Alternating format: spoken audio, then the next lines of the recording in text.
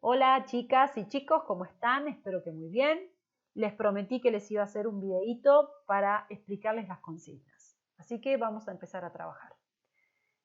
El punto 1 de este trabajo es que lean un texto de Juan Carlos García Rey y después de esa lectura hagan hipótesis de lectura. Es decir, ¿qué piensan? ¿Es literatura o no? ¿Y por qué? ¿Sí? Redacten todas esas razones que ustedes encuentren para decirme si es literatura o no. Acá tienen el texto y el punto 2 les va a pedir que escriban un final, pero ese final tiene que estar escrito de acuerdo a lo que ustedes piensan. Si piensan que es literatura o literario, van a escribir un final literario. Si piensan que es científico o descriptivo o informativo, van a escribir un final o un cierre bien descriptivo o informativo. ¿Estamos? Y le tienen que poner un título. Como estamos revisando las razones, si es literario o no, vamos a leer el verdadero final del texto. Acá está el verdadero final y no se los voy a spoilear ni nada y tienen que responder qué les pareció el final. ¿Se lo esperaban, sí o no? Vamos a hablar ahora de las representaciones sociales. Todos nosotros tenemos algunas creencias, imágenes o ideas que están bastante fijas en nuestra cabeza acerca de las cosas, de cómo deben ser las cosas, cómo, si está bien o mal, ¿sí? Y también acerca de las personas, si esto está bien acerca de las personas o no. Esas son las representaciones sociales. Un ejemplo son los estereotipos de género. Por ejemplo, que un bebé cuando nace, si es varón, lo vestimos de azul o de celeste y a una nena la vestimos de rosa, porque las nenas se visten de rosa y los varones de azul. Esas son representaciones sociales acerca del género. Hay muchas otras creencias y ya vamos a pensar en algunas más, pero vamos a ver cuáles son las creencias que tenemos acerca de la literatura. Por ejemplo, que es el arte hecho palabras, o son los sentimientos y los pensamientos de un autor expresados en palabras, o que nos transmiten mensajes y que nos enseñan acerca de la vida, o que son historias irreales, imaginadas, que inventa un autor, o también podemos pensar que la literatura es para gente culta, porque trata de temas muy elevados o muy complejos y que es parte de la cultura. Todo el mundo, todos nosotros concebimos la realidad a través de estas creencias o imágenes que ya tenemos elaboradas de antemano acerca de cómo son o cómo deben ser las cosas y las personas. Las ideas, estas representaciones sociales, pueden estar compartidas o no por todas las personas, ¿sí? Algunos pueden pensar totalmente diferente y creer otras cosas, porque no hay una sola representación social acerca de un hecho o una persona, ¿sí? Y se pueden compartir o no.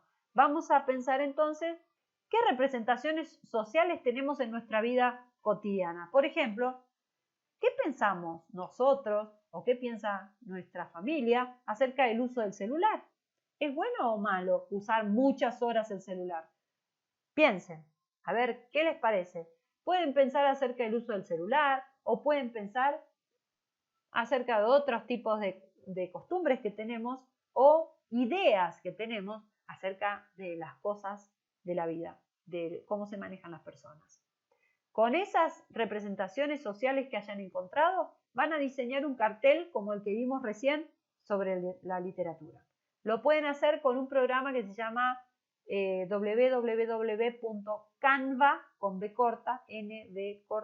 canva.com.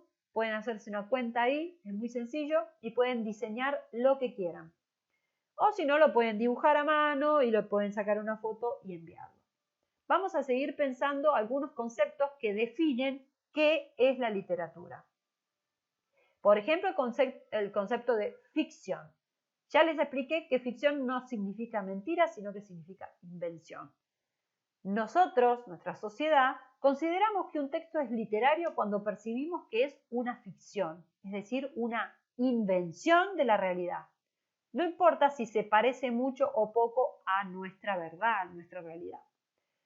Vamos a hacer el punto 6, que es relacionar ese concepto de ficción con los géneros literarios que conocimos.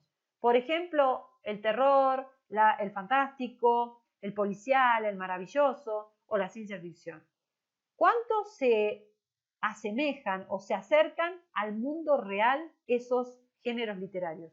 Por ejemplo, les voy a dar un ejemplo en el cuento maravilloso, donde aparecen hadas y princesas, que no se parece en nada a nuestro mundo real, porque una hada madrina puede tener una varita mágica y convertir una cosa en un deseo en realidad, ¿sí? O, por ejemplo, donde aparecen animales que hablan. Eso se parece muy poco a nuestra realidad. Por eso les propongo que tomen, por ejemplo, en el terror, cuando aparece una mano que camina sola, no se acerca en nada a nuestra realidad. Busquen ejemplos que se acuerden de algún género literario en particular que hayan leído, algún cuento que hayan leído y compárenlo con nuestro mundo real. Ese es el punto 6. Estamos hablando, en eso de que se acerca o no a la verdad, estamos hablando del concepto de verosimilitud. Esta palabra está formada por dos términos. Uno es vero, que significa verdad, y similitud, que significa semejanza. Es decir, que la verosimilitud es cuánto se parece o se asemeja algo a la realidad, a la verdad, a lo que conocemos. Una ficción, si muestra un mundo muy similar a este, quiere decir que es más verosímil, más creíble que otros. ¿Está? En cambio, por ejemplo, un cuento de ciencia ficción, en donde los autos vuelan o el mundo se ha destruido por una catástrofe mundial. ¿Cómo es esa verosimilitud? ¿Qué les parece? Vayan pensándolo.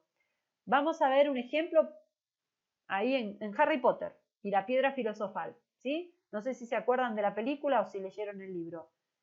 ¿Qué pasa cuando Ron y Harry se meten en ese auto para llegar a Hogwarts? Bueno, ese auto es un auto viejo, pero vuela.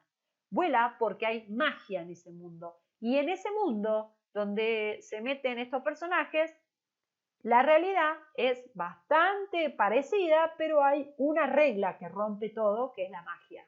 La magia en nuestro mundo, por lo menos, no existe. No hay autos que vuelan con magia, pero en ese mundo sí lo hay porque es literatura. Vamos a ver otro factor que define lo literario, que es el mercado editorial. De este hablamos en clase, que yo les dije que hay un mercado editorial que interviene para que un texto se convierta en un libro. Un libro es una mercancía, es un producto para vender. El negocio de las editoriales es vender, así que van a tratar a ese texto, ese libro, lo mejor posible para que se venda más. Van a mostrarnos una tapa divertida, una foto divertida, con tipografías más grandes, más chiquitas, de acuerdo al autor también, ¿no? Y ellos mismos, las editoriales, van a poner criterios para definir qué cosas son ficción, literatura, y qué cosas son no ficción, es decir, no literatura. ¿Estamos? Lo van a decir en su tapa, en su contratapa, y nos van a dar muchos datos en todos esos paratextos. Y más si es un autor conocido, por ejemplo, un libro de Jorge Luis Borges, ya vamos a saber que es literatura, ¿sí? Por el tratamiento que le da esa editorial al libro. Vamos a otro criterio o a otro factor que nos ayuda a identificar lo literario, que es el uso particular del lenguaje. Cuando leemos un texto, identificamos rápido si hay palabras o combinaciones de palabras, como por ejemplo las metáforas, que nos hacen pensar en que eso no es un texto común, que es literatura. Se escribe de un modo particular, raro. ¿Por qué? Porque hay efectos de sentido que trascienden el significado común de las palabras, ¿sí? Cuando yo mando un mensajito de texto y quiero decirle a mi mamá que voy a llegar tarde, hola mamá, voy a llegar tarde, no estoy usando un lenguaje raro o con metáforas. ¿Por qué? Porque quiero ser lo más claro y lo más simple y lo menos ambiguo, porque mi mamá tiene que entender que yo voy a llegar tarde, ¿sí? Ese mensajito tiene que decir exactamente eso. Ese es el lenguaje habitual, el que usamos todos los días para comunicarnos con la finalidad de que el otro me entienda. Hablo bien clarito para que el otro me entienda. En cambio, en la literatura utilizamos un lenguaje literario, que pueden ser las mismas palabras, pero siempre buscándole un significado alternativo, que sea ambiguo, que sea más complejo de comprender, porque lo entretenido o lo especial de la literatura es el efecto estético, es decir, que tiene que tener un goce estético. Escribo para que el otro busque sus propios significados. En el lenguaje habitual o en el lenguaje para comunicarme con otro, no hago eso. Estoy intentando comunicar lo más claro posible lo que me pasa. Si le quiero decir a alguien que lo quiero, le pongo te quiero, ¿sí? Porque lo que quiero es que el otro me entienda. En cambio, un poema donde habla sobre el amor, se buscan metáforas, se buscan palabras o expresiones diferentes para producir placer y producir también efectos de sentido diferentes y que cada lector entienda lo que quiere. Esa es la diferencia entre el lenguaje habitual y literario. Miren bien el cuadrito, léanlo y cualquier cosa que no entiendan me preguntan. En la consigna 7 va a ser buscar una poesía o una letra de canción donde ustedes puedan reconocer el uso de este lenguaje literario más especial, más metafórico, y señalen todo eso que encontraron. Metáforas, palabras inventadas, modismos, que no se usen en el lenguaje habitual. Y tienen un ejemplo, un poema que yo elegí para que trabajen, en donde tienen que marcar esas palabras o esas expresiones que llaman la atención o que son más ambiguas y que cada uno entiende como quiere. Y ahí tienen el poemita de Oliverio Girondo para que lo lean. Vamos a ver ahora otro concepto que es el nivel de ficción y el nivel de verosimilitud, ¿sí? La realidad se nos presenta de determinadas maneras, pero la realidad cambia, la realidad ha cambiado a lo largo de la historia y con quien más tiene relación la literatura ha sido con el ámbito de la ciencia, lo científico, ¿sí? ¿Por qué? Porque a través, con la implementación de la ciencia o con el acercamiento de la ciencia a la gente, a todas las personas, han cambiado la manera de ver la realidad. Fíjense lo que pasó con nosotros hasta hace poco, cómo ha cambiado nuestra realidad en muy poco tiempo, gracias al avance de la medicina, ¿sí? Algunos llaman a esto cómo cambió nuestra normalidad. Antes podíamos salir al parque con amigos, compartir el mate, besarnos, etc. Y esto cambió muy rápido. Nos hizo modificar muchas de nuestras representaciones sociales, ¿se acuerdan? Estos cambios bruscos, imposiciones, normas, prohibiciones, nos causaron y nos pueden causar ahora mucho malestar, muchas emociones contradictorias, mucha tristeza, mucha ansiedad, ¿sí? Quiero que vayan pensando en 3 situaciones que antes eran de una manera, ahora son de otra, y qué emoción me causa ese cambio tan brusco. Puede ser, por ejemplo, antes podía tomar mate con mis amigos en el parque, ahora no, tengo que tener distanciamiento social o barbijo y no puedo compartir el mate. ¿Qué emoción me causa? Tristeza. Bien, ese es un ejemplo. Trabajen con 3 ideas de ustedes. Bien, ¿qué aspecto ha modificado mucho y ha inspirado mucho a la literatura? Como les dije recién, la ciencia, el mundo científico. Así que vamos a revisar un poquito cuándo la ciencia comenzó a ser tan importante, porque antes de la ciencia, la vida, las cosas de la vida cotidiana se explicaban a través de la religión, de los mitos, la magia, las creencias populares, ¿sí? No existía tanto la medicina como ahora, que nos tomamos un ibuprofeno si nos duele la cabeza. Antes era el yuyito, era explicado a través de las aves que cruzaban el cielo. Las langostas, por ejemplo, era un castigo divino, ¿sí? La plaga de las langostas. O si no, si cruzaba un ave negra y se iba para la izquierda, quería decir que ibas a tener un destino cruel. Bueno, esas cosas así se explicaba antes la realidad. Ahora tenemos la ciencia. Por eso vamos a buscar cuándo cambió esto y cuándo la ciencia comenzó a ser tan importante. Por eso les pido que busquen qué es el pensamiento científico, en qué época surgió, y ahí les doy una ayudita el positivismo, qué era y cuáles son sus características centrales.